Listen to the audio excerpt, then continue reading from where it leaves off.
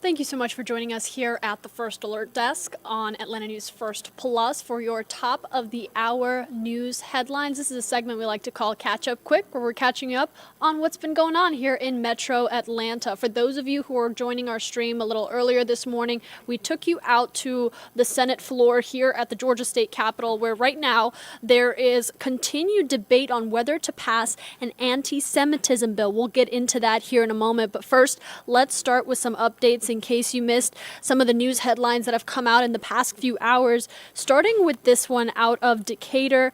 The city schools of Decatur, have announced that they have received an $88,000 donation, which has cleared a massive lunch debt that was to impact students. If you've been following us on Atlanta News First over our air and online platforms, you learned recently that students who had an excessive lunch debt would receive cheese sandwiches as a substitute meal. Now, the city schools of Decatur has said that that is no longer going to be the case, as an $88,000 donation has cleared that massive lunch debt. Again, that donation coming to specifically the city schools of Decatur. The district said that cheese sandwiches and milk would be for students with an overdue balance. It is unclear on whether that still could remain in the future, but as of right now, that debt has been wiped clear, and the district said its final agreements with other organizations to provide additional assistance to families experiencing financial hardships does remain ongoing. And another update for you in a story we broke to you on Atlanta News First Plus and on our free Atlanta News First app. Roswell police announcing that they have in custody a suspected bank robber after a chase that started a couple days ago. Roswell police announcing the capture of James Raborn. Now, the 27-year-old was accused of robbing a Truist Bank near Old Mountain Road in East Roswell. Authorities were able to locate his vehicle in the area of Old Mountain Park Road and the city of Mountain Park Tuesday morning. Police did say that they attempted to pull Raborn over, and that is when investigators say he got out of the car and ran from officers. And this video I want to share with you out of Cobb County, causing quite a panic. Investigators saying that flames sparked at a substation for an electricity provider caused some residents to, as you can see, just take cover as a plume of smoke could be seen emitting from this plant. Atlanta News First reporter Rebecca Schramm spoke with some of the residents just south of Marietta along County Services Parkway. Here's what they had to say.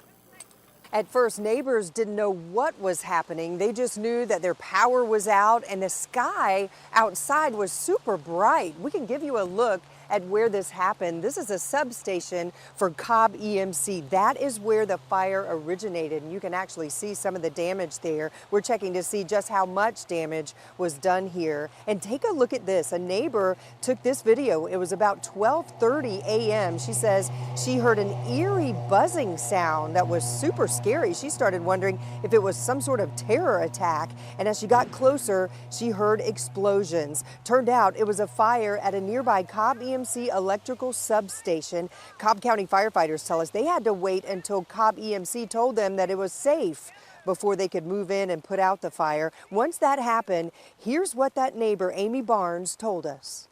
It was the loudest buzzing sound. I'm mostly deaf, and I heard it. And it was the most terrifying thing. The entire night sky, all of it was like daylight for miles. There is nothing so massive that I have ever seen in my entire life. The power outage initially affected about 6,000 EMC customers. We have learned that the power is back on for just about everybody here in the county. We're checking to find out if they have any idea what caused the fire. Near Marietta, Rebecca Schramm, Atlanta News First. And if you have an outstanding warrant, possibly in Forest Park, you might want to listen to this. The municipal court has announced it will offer a warrant amnesty program. Now, the program will run from February 1st through June 30th. If you or anyone you know may have had warrants out for your arrest due to, let's say, an overdue traffic ticket or other misdemeanor violation dating all the way back to 2021, you can enroll in the program to get your warrants cleared and fees waived. We've put out more information for you online at atlantanewsfirst.com. You can also download our free Atlanta News First app for additional details. And taking you back out to the Georgia Senate floor, where a heated debate continues on whether to pass a bill that would adopt the International Holocaust Remembrance Alliance's definition of anti-Semitism into Georgia's legal code. Now, if House Bill 30 is adopted, that would open doors for state prosecutors to add anti-Semitism as an enhancement to other crimes and legal proceedings. State senators are discussing the bill as we speak, and if you're unfamiliar with this bill, it passed with ease through the House last year, but it didn't quite make it out of the Senate, and now lawmakers, well, they're here again, trying to see if it will go past the Senate and back to the House. A lot of language was changed in this bill, so it does have to pass through the House once again, but all eyes today are on the Senate floor. As you could see, lawmakers making their case, stating their oppositions for House Bill 30. Now, following this vote, we are also expecting to hear from a coalition of supporters of Israel who will discuss House Bill 30 and talk about their continued efforts to end anti-Semitism in Georgia and in the country. I want to take a couple moments here with you now to tune in to some of the remarks on the Senate floor. When you look on line 29, it says, and I quote, "Nothing in this code section," that is the substitute I'm asking you to vote for today, "nothing in this code section shall be construed to diminish or infringe upon any right protected under the First Amendment of the United States Constitution or the Georgia Constitution." So we clearly don't need the amendment for that, because there's an absolute built-in, baked-in, guaranteed protection that nothing about this bill will infringe upon anybody's rights that we all enjoy under the First Amendment of the Constitution. Third,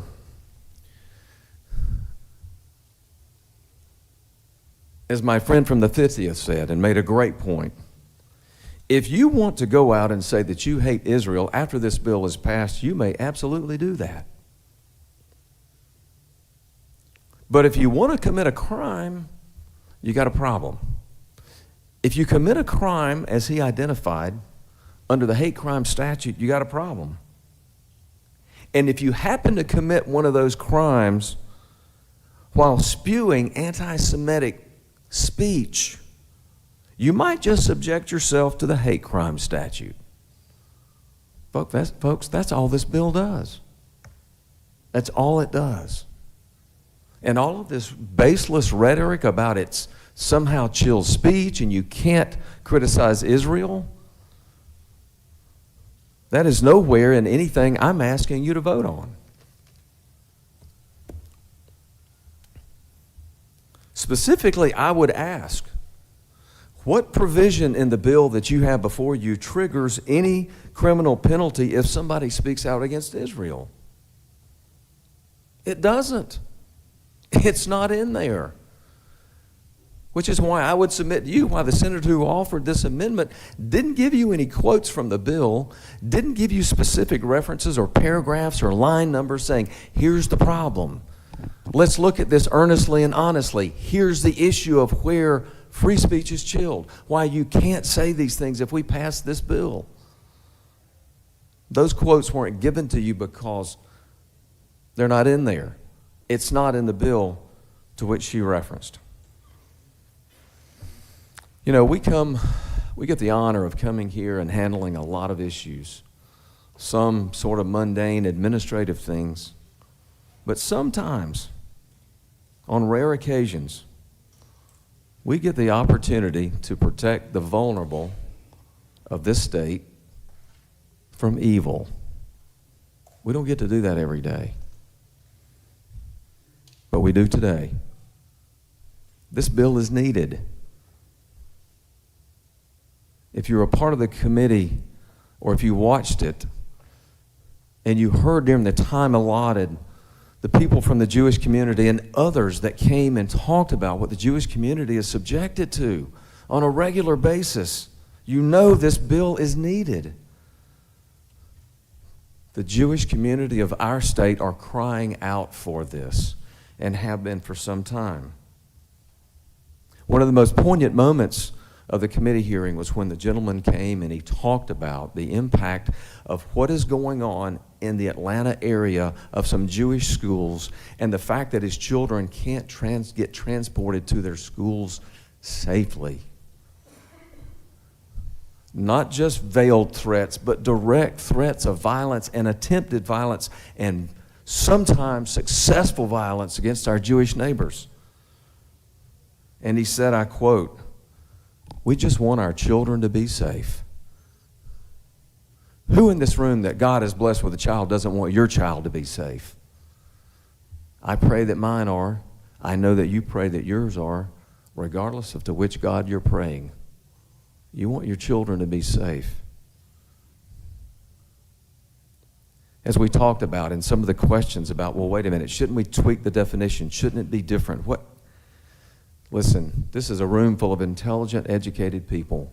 We know that the Jewish community is comprised differently. And because of that, because of the historical nature, because of all of those issues that we know, that we've already talked about, it's harder to define anti-Semitism. And while some want to criticize this definition that we have, that we've contained, I took those criticisms from last March about, is this the right way to go? Is this the perfect definition? Is this the one that ought to be used? Some of those same arguments you're hearing this morning, or now we're in the afternoon. But I'll tell you what I just came to conclude. I couldn't figure out why I somehow could be smarter than all the people around this country, including our federal government, and all the countries in the world that have ascribed to this very definition, that somehow I was so smart I could come up with a better one. Well, folks, I ain't. I'm not that smart. This is the definition that should be used, and there's a reason it's been used by so many other states and other countries. So, my dear friends, this is in your hands today. I beg you to ask yourself, where will we leave the Jewish community if we don't pass this bill? They will be without a way for us to address that which everyone in this room agrees is wrong, but no way to address it. Because if our state can't define it, we can't provide them the protection. So, if not us, who? If not you, who? If not now, when? And if not today on this vote, when? I ask you to please vote for this. It's the right thing for the Jewish community. It's the right thing for the Georgia Senate. It's the right thing for the people of Georgia. Please vote yes. I yield the well. Thank you, Senator. Senator has closed debate. Now we're in a posture of taking up the amendment authored by the senator from the 9th. On Amendment 1, is there objection to the amendment? We have objection. We're just going to go ahead and put it up on the board, if that's all right. All those in favor of the amendment will vote yea. All those opposed, nay. Secretary, unlock the machine.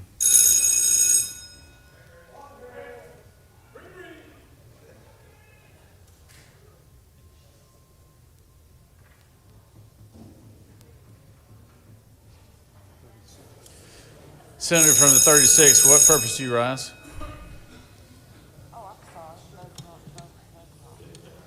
You waive.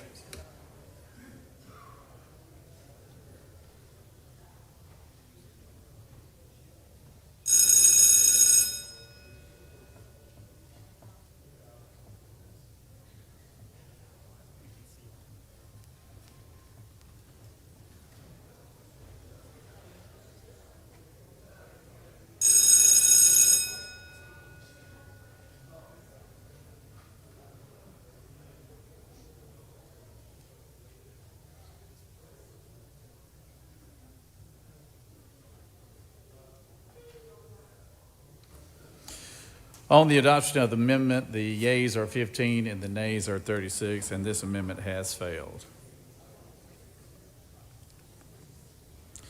The question is on the adoption of the committee substitute. Is there objection to the adoption of the committee substitute? Hearing none, the committee substitute is adopted. Is there objection to agreeing to the report of the committee, which is favorable to the passage of the bill? Chair hears none, and the report of the committee is agreed to. Is there objection to the main question being ordered? Chair hears none, and the main question is ordered. Question is on the passage of the bill by substitute. All those in favor of the bill will vote yea. All those opposed, nay. Secretary, unlock the machine.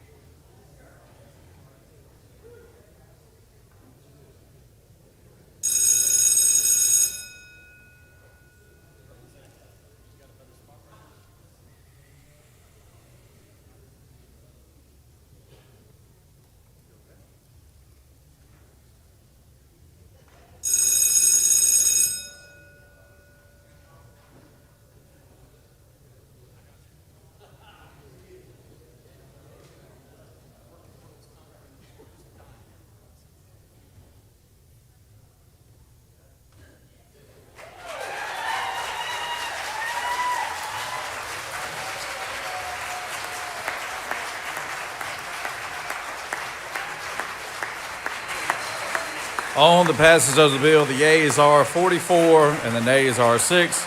This bill, having received the requisite constitutional majority, is therefore passed by substitute. I understand the excitement, but I want to take this time and I want to give the pro tem, I want to congratulate him on a job well done. Good job today. Let's give him a round of applause.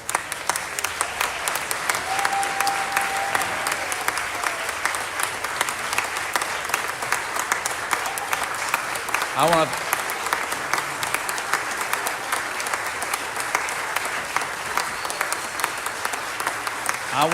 want to thank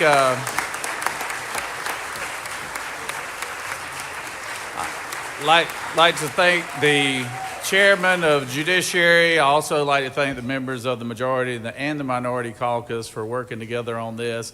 I've got these two representatives up here with me right now. This is not a normal scenario here to have two representatives standing up here, both from opposite, one Republican, one Democrat. We have our author, Representative Carson, and also Representative Panich,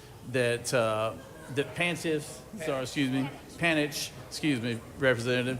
And I just want to thank them. They worked very hard this last year, and I can tell you that, sometimes these chambers have, disagreements, and we usually try to work them out.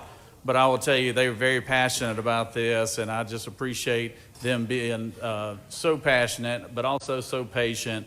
And I also want to say what really moved me, obviously, after October 7th, the tragic event that happened there in Israel. What moved me is people I went to school with, the school I graduated from in high school, where we had a large contingency of Jewish students. I'd been to bar mitzvahs, I'd been to Hanukkahs, I'd been to Yom Kippurs through the years, I'd been to Jewish weddings. And when I saw them, friends that I've known since I was 14 years old, coming to me asking about this legislation and asking about this bill, and you could see the pain in their eyes because it hit home, the things that happened on October 7th, and it was a real sobering reminder of the history and the struggles the Jewish community has gone through, not just in this country, but throughout the world and history. So this is a big day, it's a big event, and I want to thank everyone who was involved with it, and I want to thank these two House members for being a part of it. And thank you for being so patient today. So thank y'all very much.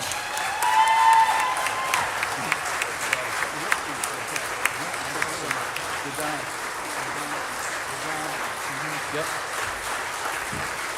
For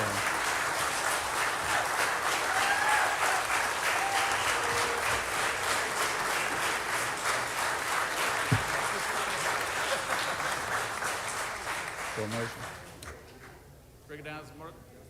Recognize the majority leader for a motion. What a great day to be in Georgia. Mr. President, I move that the Senate stand adjourned. Oh, whoa. You're out of order. Recognize the pro tem. Mr. President, I move that the Senate immediately transmit HB 30 to the House. The pro tem has moved that the HB 30 be immediately transferred to the House. Is there objection? Without objection, the motion is granted. Good job again, Senator. We got one more thing to take up here. No, do it, the resolution. I tell you what, let's just take it up tomorrow. It's been a long day. I'm ready for the motion there, Senator. Thank you. We'll try it again. Mr. President, I move that the Senate stand adjourned until 9 a.m. That's 9 a.m. Friday, January the 26th. All right, the majority leaders move that the Senate stand adjourned until 9 a.m. tomorrow morning. 9 a.m. tomorrow morning. Secretary, read the announcements. The Rules Committee will meet immediately upon. All right, so you just heard live the passing of House Bill 30 by the Senate, the Georgia Senate, I should say, moments ago, following several hours since this morning of back and forth about whether the language in the bill infringes on free speech, speech around the Israel-Hamas war, things of that nature. However, in the end, we did see that vote play out, and it looked like the Georgia senators did have an overwhelming support for this bill. Now, I do want to clarify that this bill still does have to pass through the Georgia House. However, just last year, we saw that play out as well, where the House unanimously passed House Bill 30, and it had failed in the Senate. And now we're seeing a chance again for this bill as it passes through the Senate and goes to a House that has previously spoken in support of it. Now, again, we're continuing to follow the latest to come out of this, and we will continue to bring you the latest updates, including that House vote when it does get underway. In the meantime, I encourage you to download the Atlanta News First app for any and all updates on this story and similar stories happening around the metro. We'll see you later.